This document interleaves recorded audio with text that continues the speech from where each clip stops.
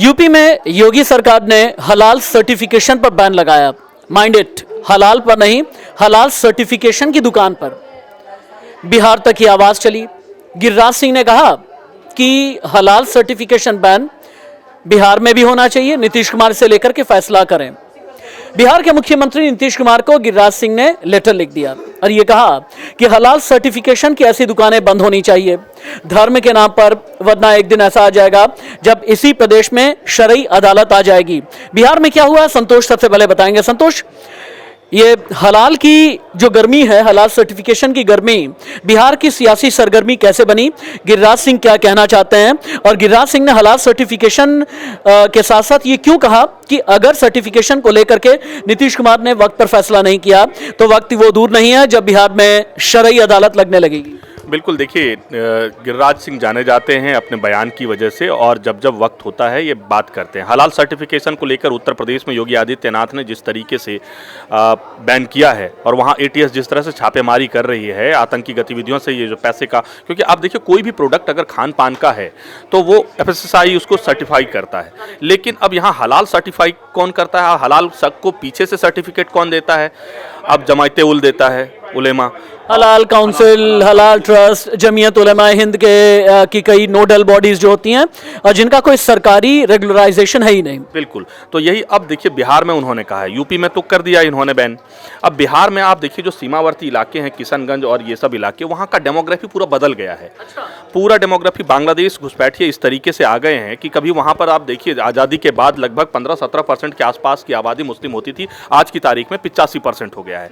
ये जो 4 जिले बांग्लादेश के हैं जहाँ से MIM के असदुद्दीन ओवैसी की पार्टी 5 MLA जीत के आई है बिहार में। लेकिन ये तो नीतीश कुमार और लालू यादव या असदुद्दीन ओवैसी की सहूलियत वाली डेमोग्राफी हो गई।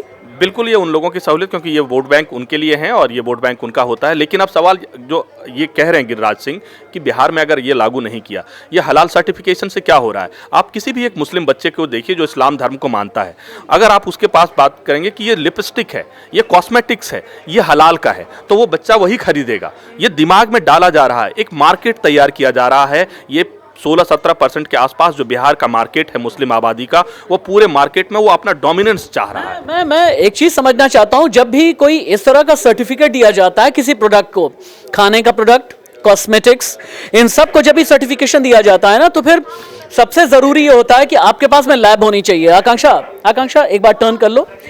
मुझे ये बताना कि क्या हलाल सर्टिफिकेशन देने वालों की अपनी साइंटिफिक लैब है क्या कहीं पे? नहीं सर, अभी तक ऐसा कुछ सुना नहीं है। इनफैक्ट ये बहुत दुख की बात है कि जो हलाल का सर्टिफिकेट दे रहे हैं, और जैसे कि मुस्लिम मान्यता है जो मुस्लिम धर्म में कि हलाल का खाना अच्छा होता है हेल्थ के लिए, जैसा कि मुस्लिम धर्मगुरु बताते भी हैं, लेकिन लोगों के साथ सरासर धोखा हो रहा है क्योंकि वो सर्टिफिकेट जो है वो ऑथेंटिक नहीं है, वो किसी गवर्नमेंट बॉडी के सही है भी या नहीं है, या शरीयत के हिसाब से आप कहते भी हैं, इस्लाम के लिहाज से आप कहते भी हैं, लेकिन ये व्हाट एग्जैक्टली दिस वर्ड हलाल, इसका मतलब क्या होता है? शायद दानिश बेहतर बता पाएंगे। दानिश, बहुत आसान शब्दों में बताओ मुझे कि हलाल का मतलब क्या होता है? हलाल का मतलब ये होता है कि जो मुनासिब चीज़ हो, जो स्वच्छ हो, जो पाक हो, जो इस्लाम के मुताबिक, उसको हलाल कहते हैं। जिसमें धर्म के हिसाब से जो जायज़ हो, सही हो, उसको हलाल कहते हैं। और हराम में तो बहुत सी चीज़ें आती हैं इस्लाम में, जैसे ज़िनाखोरी है, शराब है, जुआ है, और बहुत सी चीज़ें, किसी की गीबत करना है, किसी का माल हड़पना है, तो हराम में बहुत गीबत यानी पीठ पीछे बुराई करना, वो भी हरामखोरी में आता है। ऐसे बहुत चीज़ें हैं।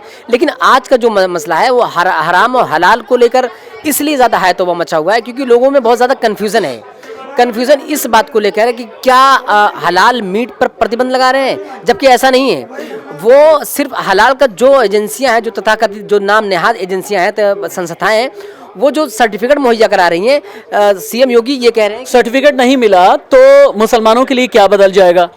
सर्टिफिकेट नहीं मिला तो ज़्यादातर उन कंपनियों के लिए थोड़ा असर पड़ेगा, मुसलमानों के लिए कोई फर्क नहीं, कोई असर नहीं पड़ेगा। जो विदेशों में जो कंपनियां, जैसे एक मिसाल मैं आपको देता हूं, एक मेरे जानने वाले अलीगढ़ में एक स्लॉटर हाउस है, स्लॉटर हाउस में वहाँ पर 2 लोग जमीयतुल उलमा की तरफ से वहाँ पर अपॉइंटमेंट मतलब उनको यहाँ पर नौकरी दी जाती है।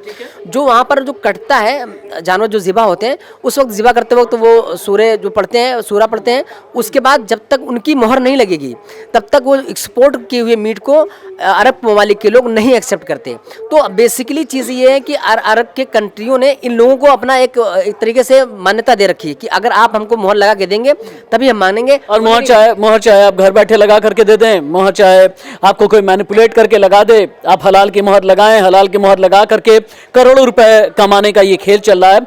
जैसा दानिश ने कहा, हलाल मीट पर रोक नहीं है, हलाल सर्टिफिकेशन, वो सर्टिफिकेशन जो सरकार के दायरे में नहीं, जो संविधान के दायरे में नहीं, देश के कानून के दायरे में नहीं, उस पर रोक लगाई गई है।